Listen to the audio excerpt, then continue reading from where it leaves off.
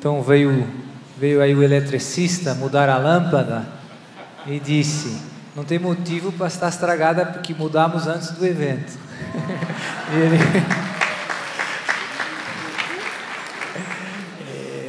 Mas nós sabemos que tem motivo, né? Então, o tema agora é as orações de libertação. E agora já temos mais alguns slides que nos ajudam aqui a seguir o raciocínio. Essa foto ficou famosa, teve há uns anos atrás, o Papa Francisco rezou por um jovem possesso e depois isso girou nos mídias, na TV e tudo isso. No fundo, e depois houve toda uma polêmica, o Papa fez um exorcismo e tudo isso, e o Papa, no fundo, deu uma bênção. Mas uma bênção, uma pequena oração feita com fé, funciona. E o rapaz reagiu e podiam dizer: ah, mas o Papa não sabia. Não, o padre que está falando com o Papa, que acompanhou o jovem, explicou ao Papa Francisco que esse jovem era atormentado pelo demônio. Então o Papa fez uma oração por ele de libertação explícita. E tem o testemunho do padre também na internet. Então, passamos aí o slide e vamos ver brevemente esses 5 pontos. Definir e distinguir os conceitos de exorcismo e oração de libertação. Já falei um pouco de exorcismo, mas interessa distinguir do conceito de oração de libertação. E depois, qual é a eficácia das orações de libertação, qual é a utilidade na vida da igreja e, antes da conclusão, mais algumas reflexões sobre o Ministério de Cura e Libertação. Eu já disse que aqui no Brasil não tem nenhum país que eu conheça no mundo em que tenha mais leigos trabalhando no Ministério de Cura e Libertação. É uma bênção grande. O Brasil vai em primeiro lugar.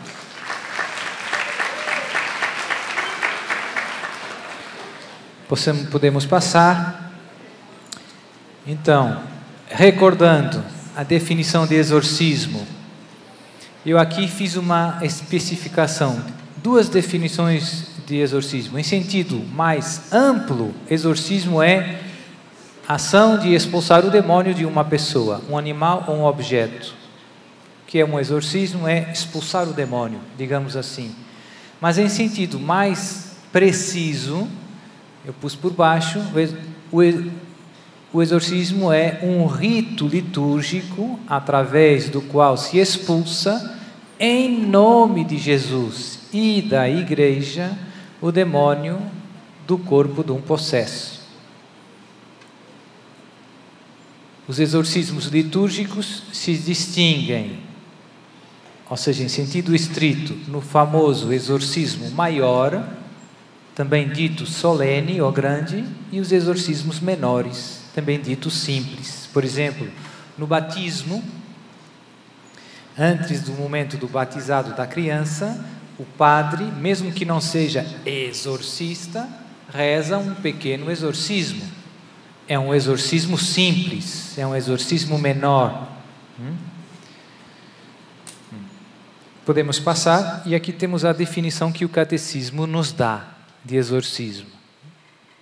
Quando a igreja pede publicamente e com autoridade, em nome de Jesus, que uma pessoa, objeto, seja protegido contra a ação do maligno e subtraído ao seu domínio, se fala de exorcismo.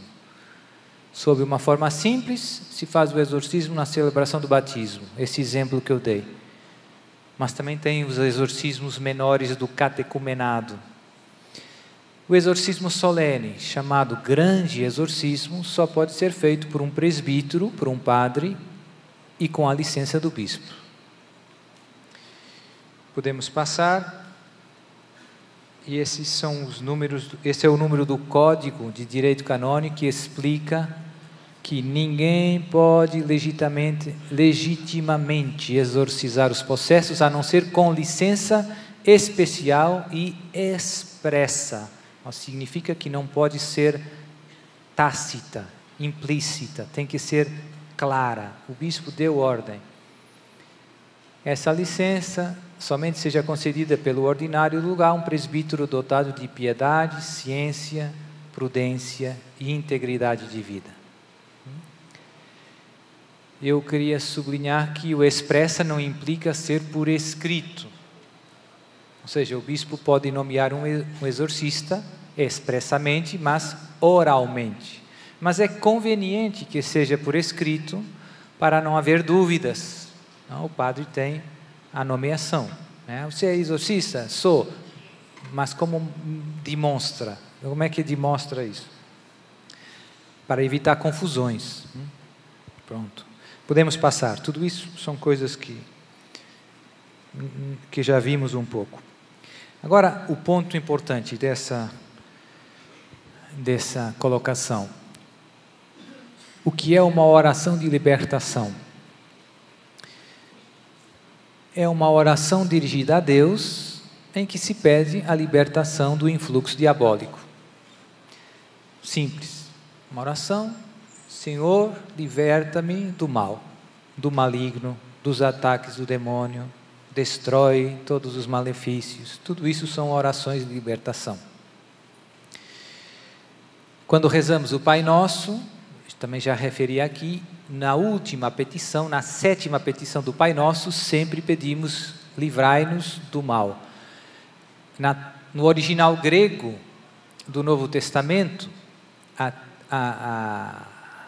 esta petição se deveria traduzir literalmente como livrai-nos do mal. Nós sempre, as traduções em português são livrai-nos do mal, não é bem o texto. Livrai-nos do mal, do maligno. E é isso que diz o catecismo. Nesta petição, o mal, com M grande, diz o catecismo, não é uma abstração.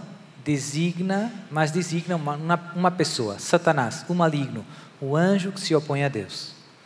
Então, nós sempre que rezamos o Pai Nosso, no fim, terminamos pedindo a Deus, Pai, que nos livre do maligno.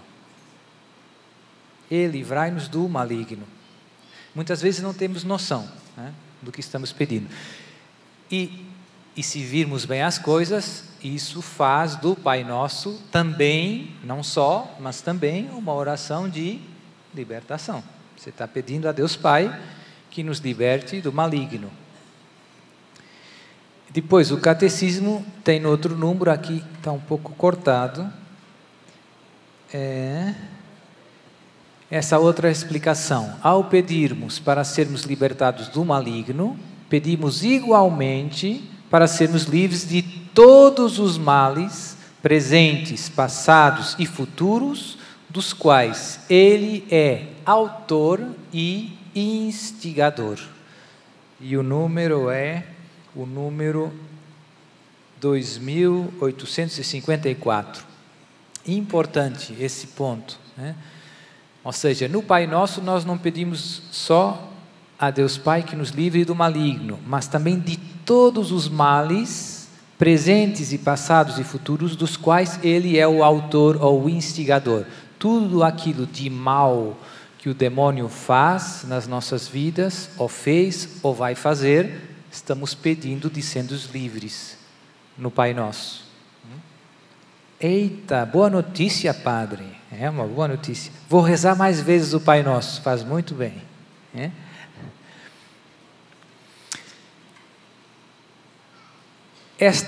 Este conceito de oração de libertação, este modo de referir-se a essas orações, é um conceito recente.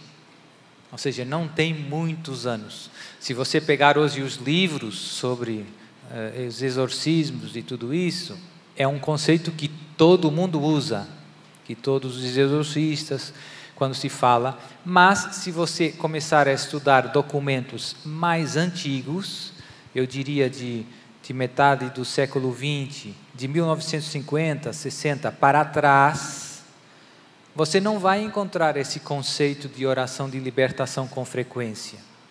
Não se usava esta expressão para referir-se a esta realidade. Se usava antes a expressão exorcismo privado. Isso é importante perceber porque, para evitar confusões, são dois modos de referir-se ao mesmo fato. A terminologia oração de libertação é mais recente. A terminologia que encontramos nos livros mais antigos usa outra expressão que é exorcismo privado, mas que no fundo se refere à mesma coisa. E a oração, o exorcismo privado, eu pus aí, isso é importante, privado não por ser escondido, não é que você está escondido em sua casa e ninguém vê, não é esse o ponto, mas em linguagem teológica, público e privado eram usados em sentido de ser feito em nome da igreja ou ser feito em nome pessoal. Uma coisa é um exorcismo rezado por um exorcista em nome da igreja. A igreja se empenha pessoalmente naquela oração. Outra coisa é uma oração feita não em nome da igreja.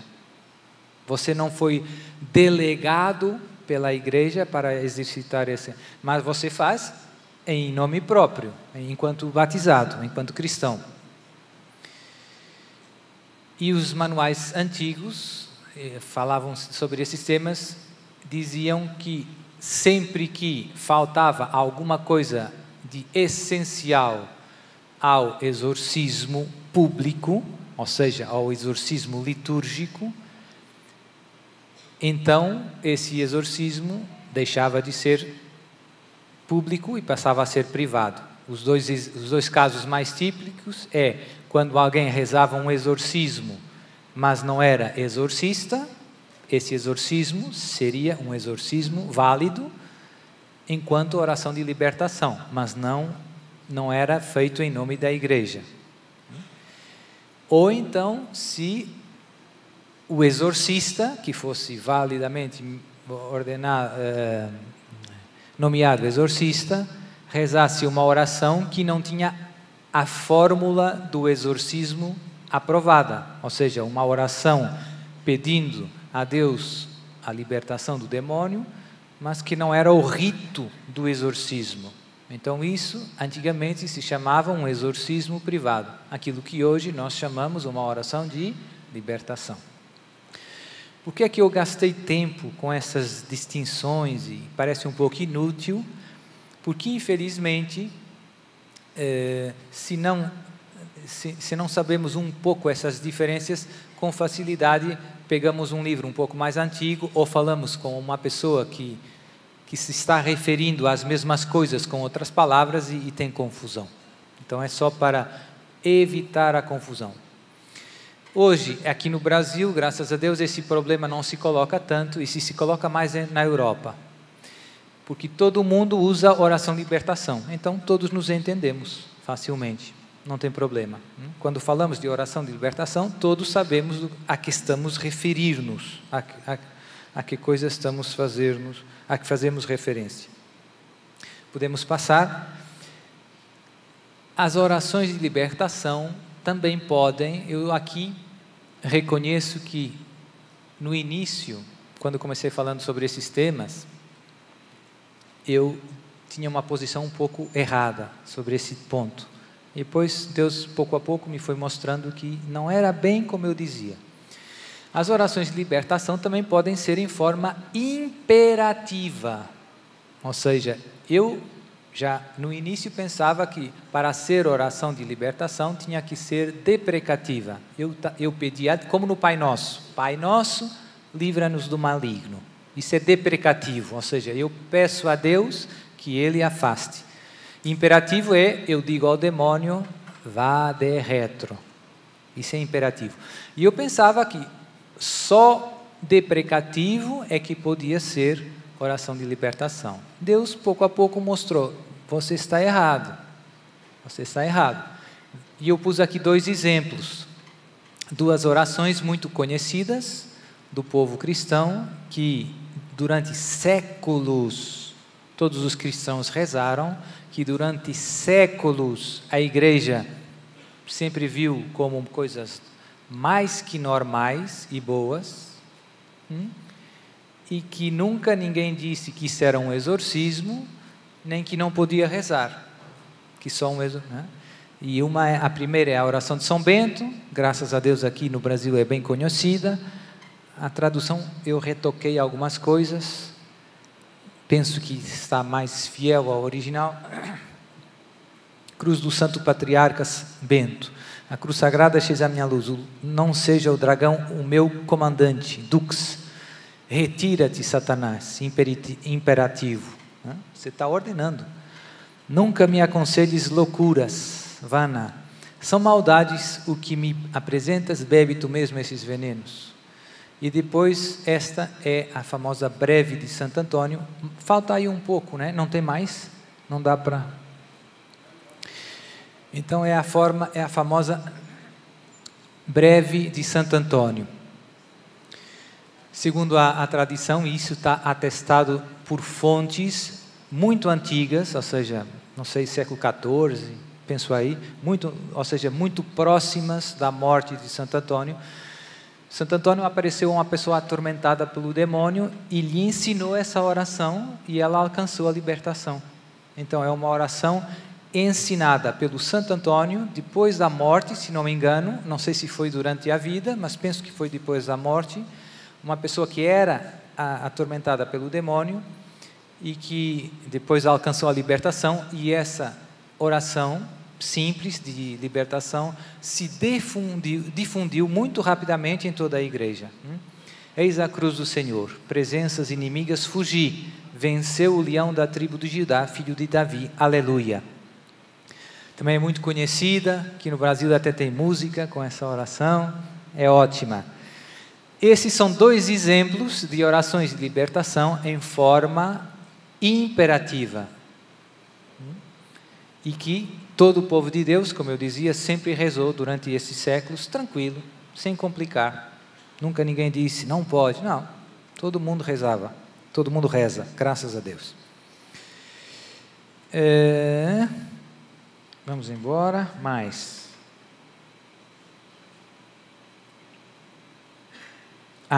Agora tem coisas que não vêm aí, peraí, pode voltar ainda? Uma coisa importante que eu disse, e hoje esse problema eu vejo que se coloca muitas vezes. Circulam muitos livros, aqui no Brasil muito, na Europa também, mas cá mais, talvez, muitos livros de orações, devocionários, São Miguel, né? E que tem muitas orações de libertação, cura das gerações, tem um montão de coisas. Infelizmente, algumas dessas orações não têm muita qualidade do ponto de vista teológico. Tem algumas ideias um pouco erradas. Então, isso é um problema. Eu podia não dizer nada, mas não seria honesto. O meu papel é ajudar o povo de Deus. Então, não quero que você fique cético e que jogue fora os livros todos, mas quero que você seja prudente e tenha... Não é que fique sempre com um sentido crítico de tudo, mas que saiba isso, né? Que tem algumas orações de libertação que se vendem em livros, que tem lá coisas estranhas, misturadas, e então, que não é tão católico como parece. E são exceções, a maioria das orações de libertação não tem problema, tranquilo, você pode rezar, né? Agora, se você vê uma em que se dizem algumas coisas que deixa você confuso, surpreendido, então, talvez tenha ali alguma coisa que não seja muito católico, né? Só para estar alerta, não é que tem que ficar ansioso, nem jogar fora os livros, é só estar atento. Isso não aconteceria se quem publica os livros de orações tivesse cuidado com a aprovação. Em teoria, é obrigatório os livros de devoção, de orações, terem a aprovação eclesiástica. Ou seja, o bispo tem que dar licença para publicar esse livro. E para o bispo dar licença, primeiro o bispo pede um parecer teológico a um teólogo, que pega nas orações e vê, está tudo direitinho, de acordo com a fé católica. Nada obsta, né? E o bispo depois diz, se imprima, imprimatur. Mas alguns livros de orações devocionais não têm licença. Então, como eu dizia, às vezes a qualidade de algumas orações é assim mais duvidosa. É só para estarmos atentos, sobretudo, e isso vale talvez mais para os leigos que trabalham no mistério de libertação, que usam muito esses livros de orações, que tudo está baseado nessas orações. Como eu dizia nas outras colocações, às vezes a oração também tem uma eficácia de catequese. Se a doutrina da oração não é muito católica em algumas coisas, você está passando a mensagem um pouco deformada, um pouco confusa. Pronto. E agora, sim, podemos ir para... e a última ideia, que não tem problema, pode deixar aí, é que, obviamente, além das orações de libertação que nós usamos, as tradicionais, as que temos nos guias de oração, nada impede, nunca impediu o povo de Deus de rezar e de fazer orações de libertação espontâneas, como qualquer oração. Nunca a igreja diz, você não pode rezar, pedir a Deus por este tema. Não, graças a Deus no mundo da oração pessoal existe muita liberdade. Você pode rezar como você achar bom. Fique na paz. O importante é que você reze com fé, com amor, com confiança. Essas palavras são mais bonitas, menos bonitas, mais longas, menos longas. Se rima, se não rima, isso não interessa. O importante é colocar o coração e pedir a Deus coisas boas. Qual é a eficácia das orações de libertação? Esse é um dos temas importantes desta colocação. Qual é a eficácia? Que grau de eficácia tem? Que grau de eficácia tem quando as comparamos com a eficácia dos exorcismos? Já vimos que não tem o mesmo nível de envolvimento da igreja. Não são feitas em nome da igreja. São feitas em nome pessoal, enquanto batizado. Em nome de Jesus, certo? Mas não é que a igreja se envolve, se empenha do mesmo modo. E por isso a pergunta surge. Tem a mesma eficácia dos exorcismos? Eu pus uma primeira ideia, que tem uma eficácia, a eficácia das orações de libertação depende do modo como são feitas, e nesse sentido a eficácia é igual a qualquer outra oração que eu faça, que não seja uma oração de libertação. E quais são essas condições? Feita em nome de Jesus. Por quê? Porque Jesus nos disse, quando pedires ao Pai, se pedires em meu nome, eu o farei. Então, quem é que nos ensinou a rezar em nome de Jesus? O próprio Jesus. Ser feita na graça de Deus. Não é que se não for na graça de Deus, Deus não ouve. Deus não ouve um pecador. Deus ouve todo mundo que se dirige a Ele com fé. Mas se você estiver na graça de Deus, Deus ainda ouve mais. Deus olha para você e vê Jesus, vê o seu Filho muito amado. E depois outras condições, talvez menos importantes, externamente, a questão dos gestos e das palavras. Eu gosto muito dessa catequese. Nós não rezamos só com a nossa intenção, só interiormente, ou seja, todo homem reza. Então é importante a voz, a convicção. Eu vejo muito isso nos exorcismos. Eu posso rezar o exorcismo como quem está rezando mas sem meter o coração, e posso rezar com autoridade, com convicção. Posso ordenar a sério, sai. E isso tem diferença. Não é igual a sua atitude, e por isso rezar externamente, usar os gestos, usar as palavras, o tom da voz, tem influência, tem a sua influência. Coração atento, devoto, humilde, perseverante. Quando possível, comunitariamente. Jesus também nos disse que existe força nos números, no fundo. Quando 2 ou 3 estiverem reunidos em meu nome, eu estarei. E eu vejo isso muito nos grupos de oração. Eu posso rezar sozinho, mas se todos rezarmos, o clamor tem outra força, tem outra intensidade. Então, isso são tudo pontos que afetam de um modo bastante direto a eficácia de qualquer oração e também das orações de libertação. Isso é importante se você está no ministério de libertação, de cura e libertação. Então, vou fazer oração em nome de Jesus, com palavras, com convicção. Se isso ajuda, vamos por aí. Não sempre é possível, não é? Às vezes tem circunstâncias em que você está sozinho, ou você está em casa, ou você pode rezar, mas não é igual estarmos todos juntos ou estarmos sozinhos. Depois, em todas as petições, isso é um princípio clássico para a oração em geral. Quando nós pedimos a Deus, Pai, Filho, Espírito Santo, algo que não é necessário para a nossa salvação, Deus nos concede se for conveniente para nós.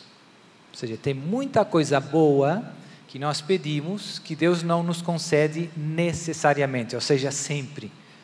Tem outras coisas que são necessárias para a nossa salvação que Deus nos dá sempre. Sempre que você pedir isso, Deus vai dar a você. Senhor, dá-me a graça de perseverar na fé. Essa oração, por exemplo, Deus vai dar a graça naquele momento. Por quê? Porque se você não perseverar na fé, você não vai para o céu. Então, todas as coisas que nós pedimos a Deus e que são necessárias para a nossa salvação, Deus nos concede necessariamente, sempre. Ensina o nosso querido São Tomás de Aquino. E todas as coisas que nós pedimos a Deus boas, mas que não são necessárias para a nossa salvação, Deus pode conceder, pode não conceder. Ó Padre, mas eu queria tanto que o meu filho, mas são coisas menos importantes. Eu vejo que com frequência, todos nós, rezamos muito por coisas pouco importantes e pouco pelas coisas mais importantes. Infelizmente, basta vermos, por exemplo, o Pai Nosso. O Pai Nosso tem 7 petições. Esses pedidos que Jesus nos ensinou, a ordem é importante. Jesus nos ensinou a pedir em primeiro lugar as coisas mais importantes. Pai nosso que estás no céu, santificado seja o vosso nome. Quantas vezes, você pergunte para você, quantas vezes eu, não rezando o Pai Nosso, pedi a Deus que o seu nome seja santificado? Poucas, infelizmente. Mas graças a Deus rezamos muitas vezes o Pai Nosso, não é? Mas isso nos mostra que, com frequência, as nossas prioridades na oração estão um pouco descalibradas, um pouco centradas em coisas menos importantes e estamos deixando passar aquilo que mais interessa a Deus, né? Aquelas que Deus dá sempre. Santificados, venha a nós o vosso reino. Maranatá! Quantas vezes eu estou rezando isso? Você pensa, eu penso, né? Mas isso deveria ser o objeto prioritário das nossas orações. Venha a nós o vosso reino, seja feita a vossa vontade. Essa aí, problema, assim na terra como no céu, né? Muitas vezes a nossa oração é um pouco o contrário. Padre Santo, seja feita a minha vontade. Pai, eu queria tanto isso. Não é que não até podemos começar as nossas orações assim, um pouco coxo, né? Um pouco mal. mas temos que corrigir rapidamente. Mas não seja feita a minha, mas a tua santa vontade. Né? Até podemos começar mal, né? Decolar mal, mas depois corrige rápido. Então, tudo isso é importante. E as orações de libertação, e aqui vem um ponto importante, eu não quero chegar, nós estamos pedindo a libertação de uma pessoa de um distúrbio diabólico, que é uma coisa necessária para a salvação daquela alma, ou não é necessária? Ou seja, uma pessoa possessa pode morrer possessa e ir para o céu? Sim ou não? Certo? Sim. Então significa que ser liberto da possessão é necessário para ir para o céu? Você pode ir possesso para o céu? Sim. Então Deus vai escutar necessariamente a minha oração de libertação? Deus vai dar a libertação necessariamente quando eu faço a oração? Depende. No fundo, Deus sempre aproveita as nossas orações, mesmo quando se nós fazemos de boa intenção, não tem problema, mas como um bom pai que não dá sempre aos filhos aquilo que eles pedem, Deus nos dá sempre o que mais nos convém. Tem o que a criança pequena é muito fácil, é o exemplo mais fácil. A criança pequena pede um montão de coisa ruim, sem saber, de boa vontade. Mãe, quero um chocolate. Mãe, quero 2 chocolates. Mãe, quero 5 chocolates. Antes do almoço. Né? E a mãe que ama o seu filho diz: meu filho, mas agora não. Não é conveniente. Então, eu não sei no plano de Deus se para aquela alma que é atormentada pelo demônio, aquela cruz, no fundo é o mistério da cruz, na sua vida, não é conveniente ou não. Estão percebendo onde eu quero chegar? Aquela pessoa que está passando aquela provação, no fundo, os ataques do demônio podem ser uma ocasião de crescimento espiritual e de muitas graças, não só para a pessoa, mas para a sua família, para os seus amigos, para o mundo inteiro. Se a pessoa souber carregar com amor aquela cruz, talvez aqueles ataques do demônio sejam a causa da salvação e da conversão do seu marido, dos seus filhos, o seu pai que estava no purgatório, certo? Então, a coisa é um pouquinho menos óbvia do quanto pode parecer. E no Ministério dos Exorcismos, o que é que eu vejo? Às vezes tem casos que aparentemente nós estamos fazendo tudo certo. A pessoa se converte, vida intensa de cristã, missa diária, comunhão, fervor, apostolado. A pessoa se empenha, toda a família está melhorando, tudo isso, né? Rezamos pelas causas, não tem mais causas aparentes. Então, no fundo, nós vemos que já não tem mais nada que não possa estar certo. E mesmo assim, aquele caso parece que evoluiu até um certo ponto, mas que tem ali um efeito platô, né? Parece que a pessoa não está liberta ainda. E não se percebe o porquê, porque está tudo certo, ela está rezando, está fervendo. E aqui eu penso que a resposta, e já vamos ver, não sei se nesse e amanhã talvez, que é a misteriosa vontade de Deus, o plano de Deus. Lá em Portugal tem aquele provérbio de Deus escreve direito por linhas.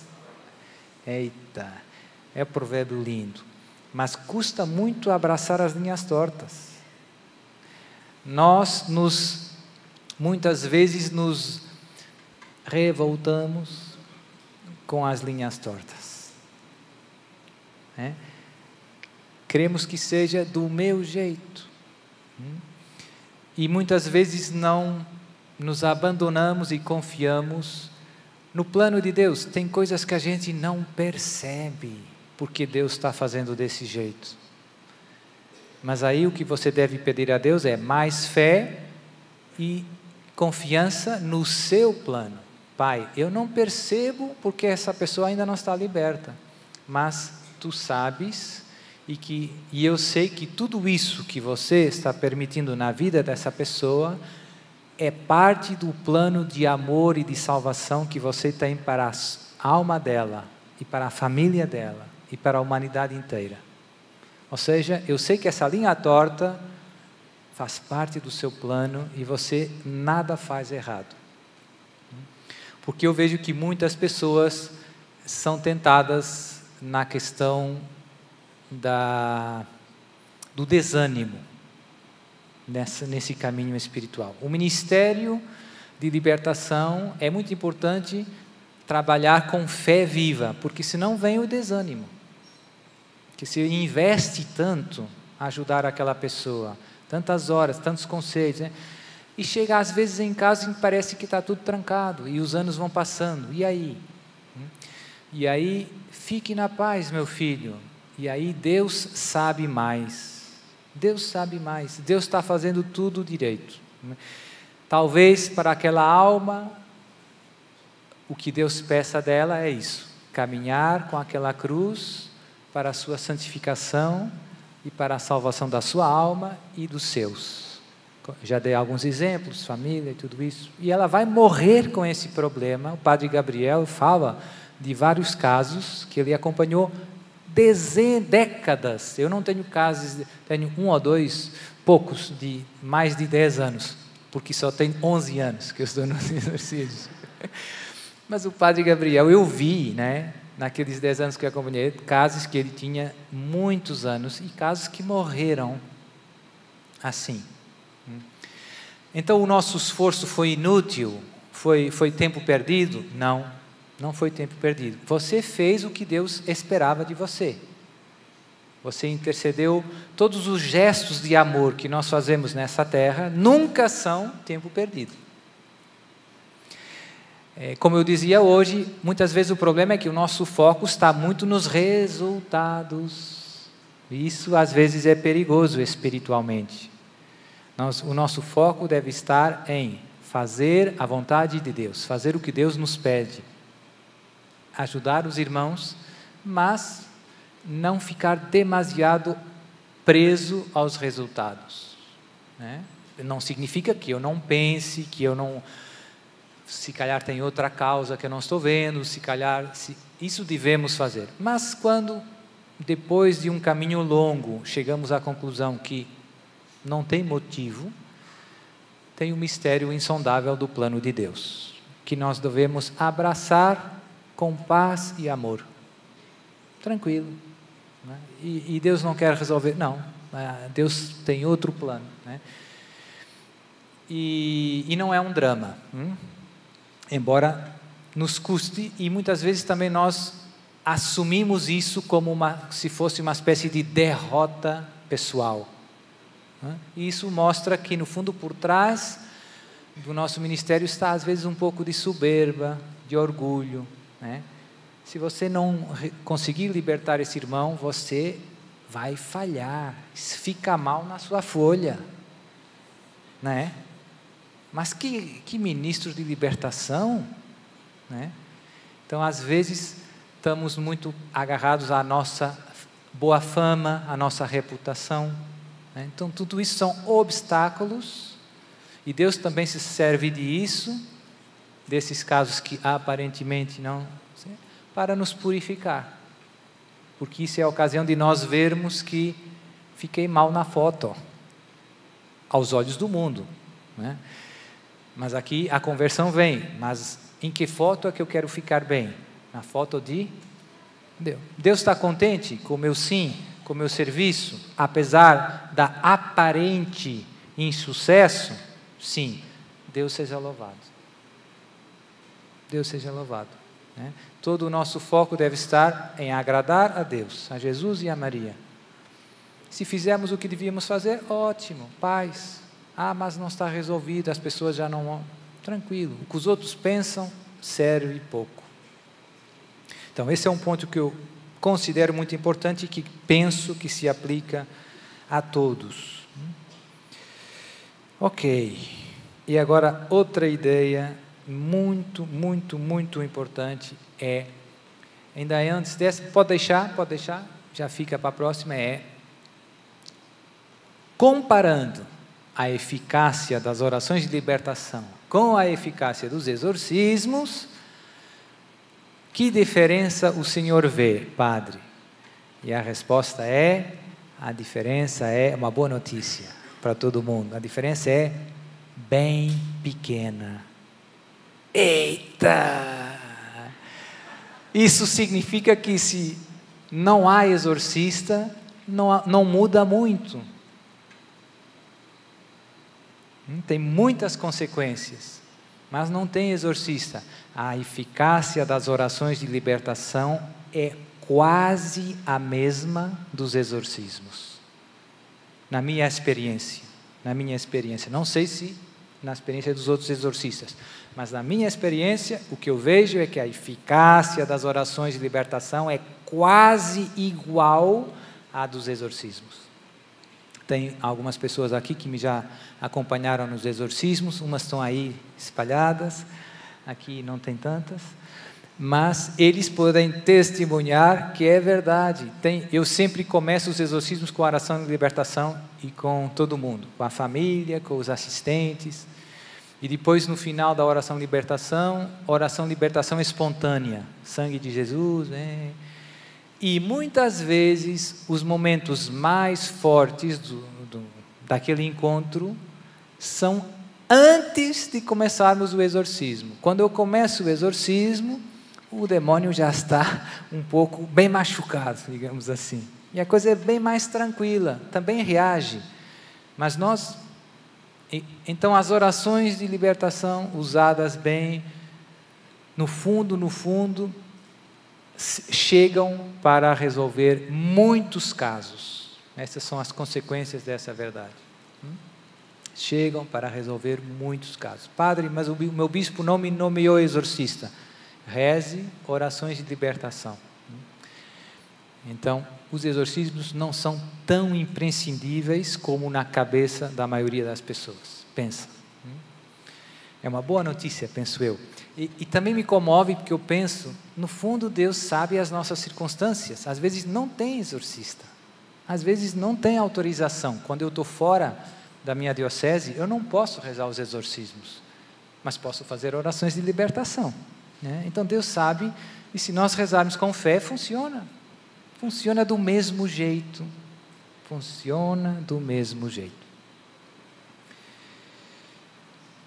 E agora, isso resume um pouco os motivos, a utilidade, não? Por que rezar?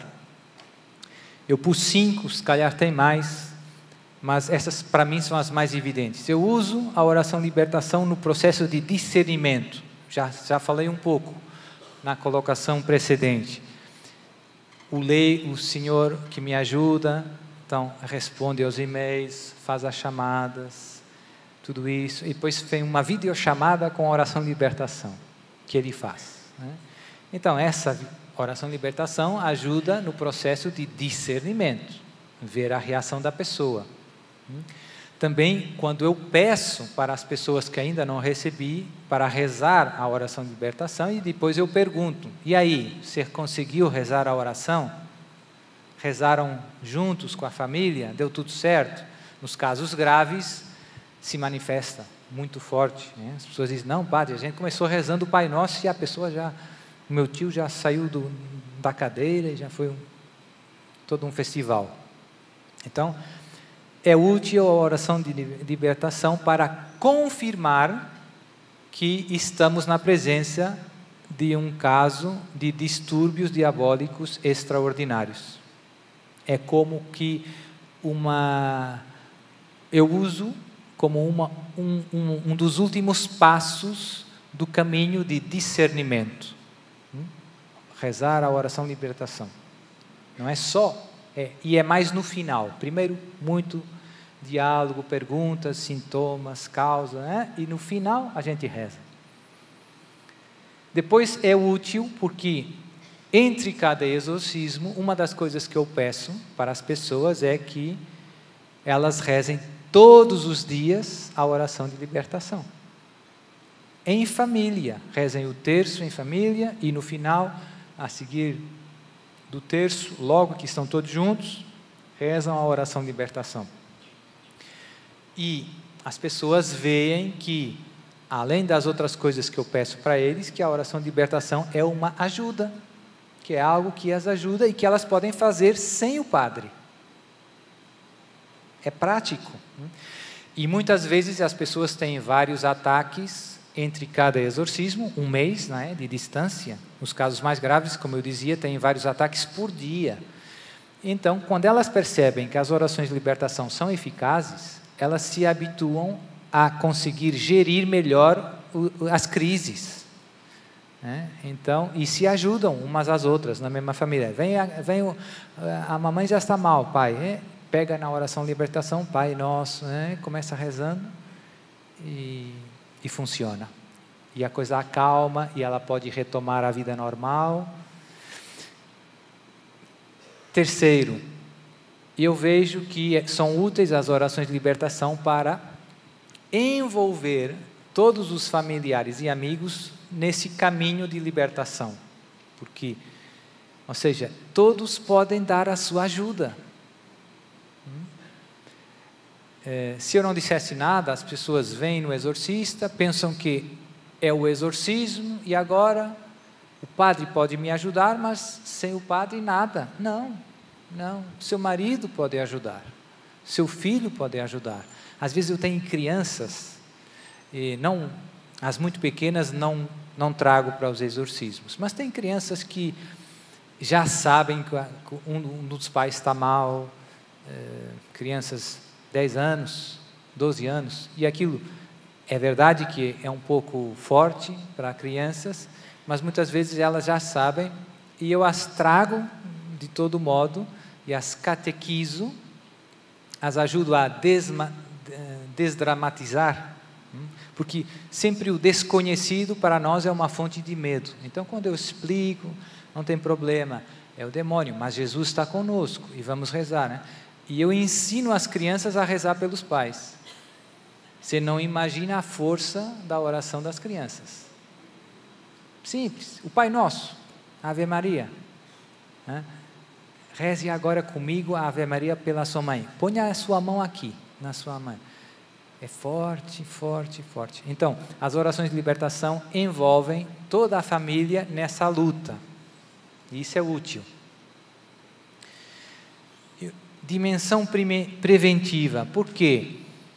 Porque, no fundo, tem situações de pessoas que vêm ter comigo que não foram, ou que estão, digamos, sob ataque de alguma pessoa. Ou seja, exemplos mais clássicos. Padre, está aparecendo galinha preta na porta da minha casa. Sangue no chão. Fotografias com pregos, né? Então, o que é que a gente vê? Que tem alguém que está procurando fazer um malefício contra essa família, contra essa pessoa. E eu pergunto às pessoas, e aí, mas você está mal? Você tem algo estranho? Tem algum problema? Não tem nada. As pessoas não precisam de exorcismos. Normalmente isso acontece com as pessoas que vivem na graça de Deus, que caminham na igreja. Mas, de qualquer modo, as pessoas ficam ansiosas, ficam perturbadas. Você sai de casa e vê aquilo. E não é uma vez só, são várias coisas repetidas. E então eu digo, vocês podem rezar juntos a oração de libertação. E dá uma sensação de preventivo, ou seja, estou pedindo a Deus que destrua qualquer mal, que não deixe começar. E eu também vejo que isso tranquiliza muito as pessoas. Eu digo para eles que o mais importante é viverem na graça. Se quem vive na graça está protegido, está vacinado. Mas também os tranquiliza terem a oração, poder rezar e continuar em paz. E por fim, isso também se aplica ao exorcismo pela sua dimensão catequética. A oração de libertação também nos catequiza, nos explica muitas dessas coisas, né?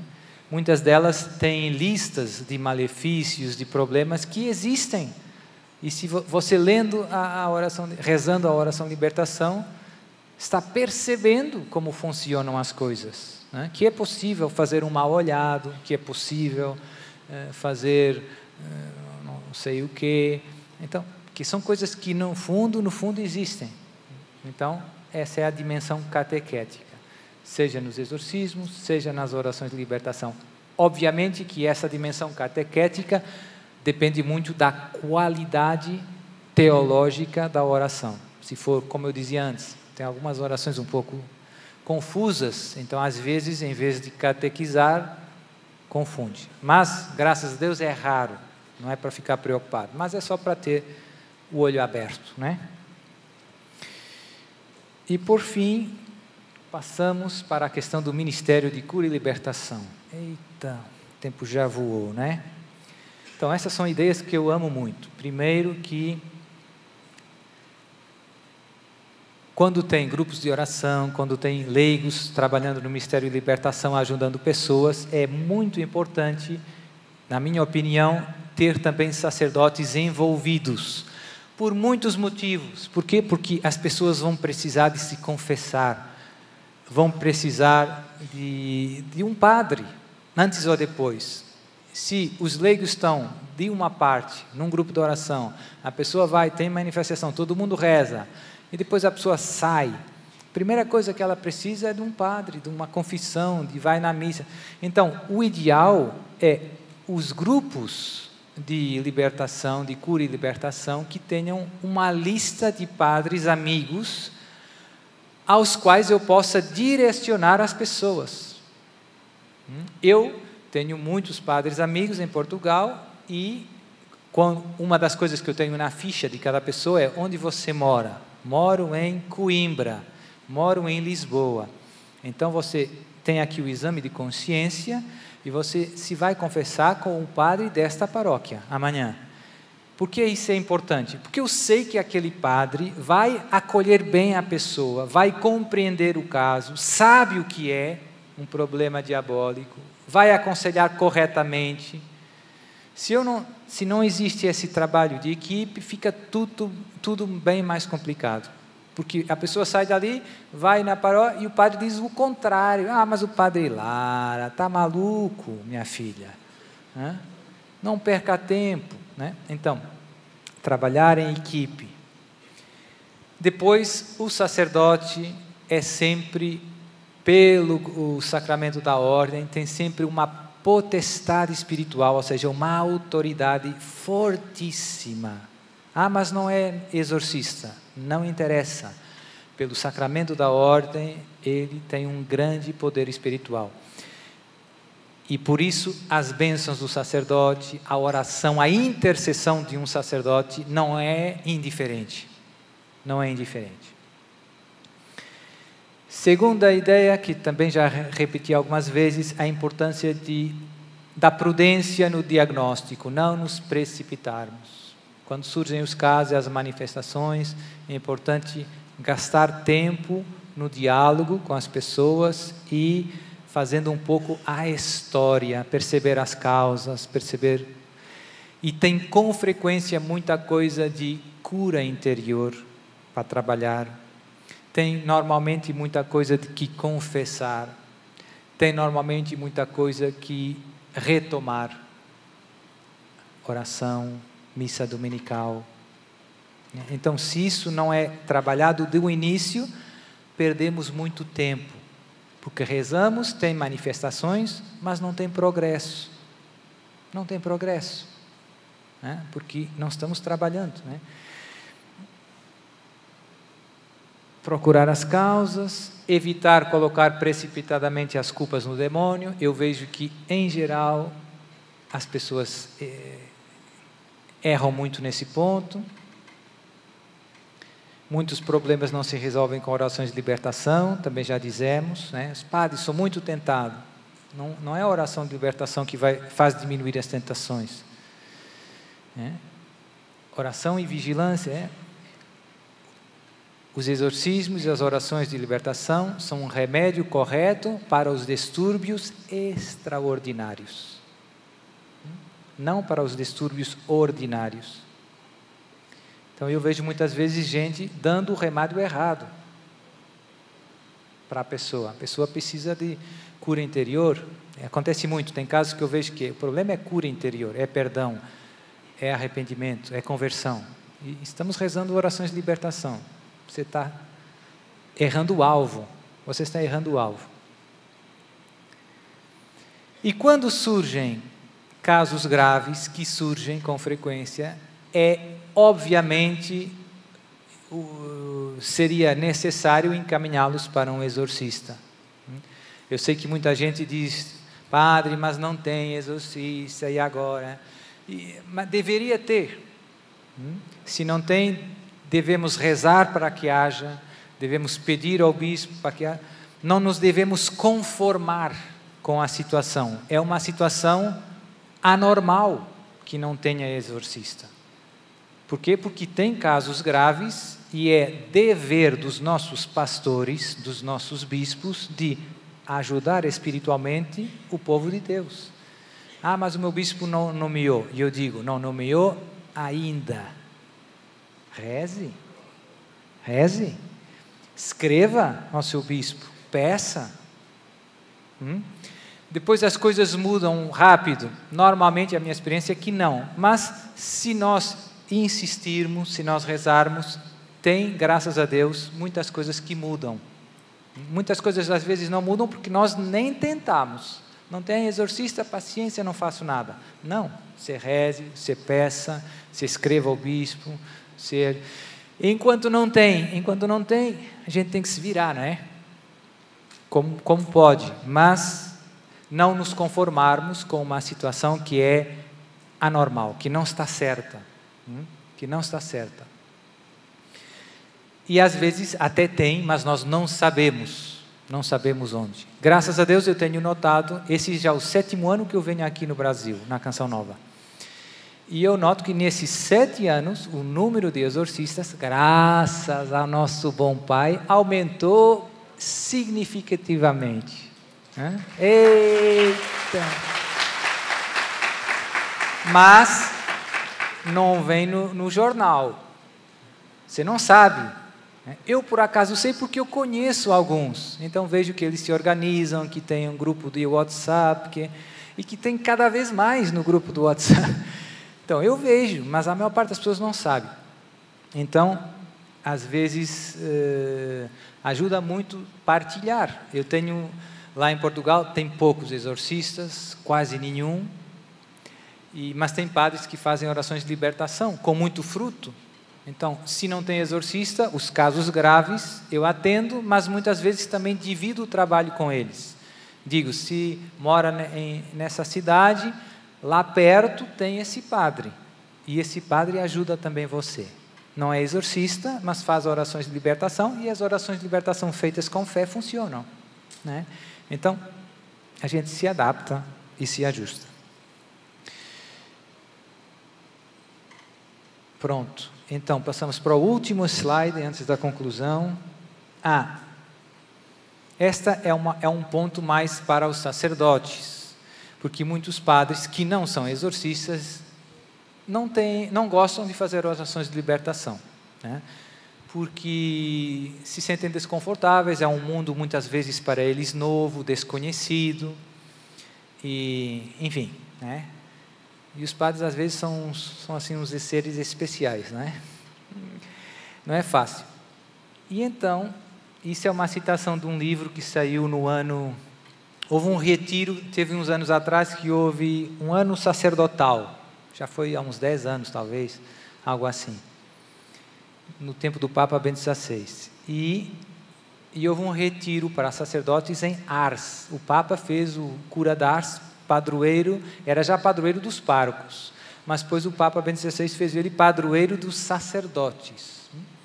E houve esse retiro de sacerdotes em Ars, uma coisa bastante oficial, digamos assim, e E houve um encontro com esse cardeal de Áustria, cardeal Schönborn, e um padre fez a ele a pergunta de como fazer quando surgem casos de pessoas atacadas pelo demônio, ou que pedem ajuda sobre esse tema, mas como devemos gerir esses pedidos do povo de Deus. E, fundamentalmente, o que o cardeal diz é uma ideia que eu penso que é razoável, que é a ideia mais básica, que é verdade que nós não somos todos exorcistas, mas, para nós sacerdotes, rezar uma oração de libertação é uma coisa que faz parte do nosso ministério normal. Não deveria ser uma coisa extraordinária. Tem gente que vem, padre, eu tenho sonhos estranhos, ou que estou ouvindo barulho, então te dou uma bênção, né? Senhor Pai Santo. Devia ser uma coisa muito normal, mas infelizmente não é ainda, né? E pronto, e portanto, com muita paciência, também há uma parte que depende do povo de Deus, encorajar os sacerdotes a usar mais as orações de libertação. Eu costumo brincar, digo que não tem contraindicação, não faz mal a nada, né? Só faz bem. Pronto, eu não vou ler a citação, mas é essa a ideia, né? Trata-se de uma oração, vocês já leram. E passamos para a última slide, a conclusão, super conclusão. Eu vou ler. As orações de libertação são de grande utilidade para leigos, sacerdotes e exorcistas, ou seja, para todo mundo, ao serviço do povo de Deus. Penso que deveriam fazer parte da nossa pastoral ordinária, normal, de todos os dias. Num mundo cada vez mais paganizado em que nos encontramos. Quando surgem casos graves de possessão diabólica, estes, obviamente, devem ser encaminhados para um exorcista da região, da zona.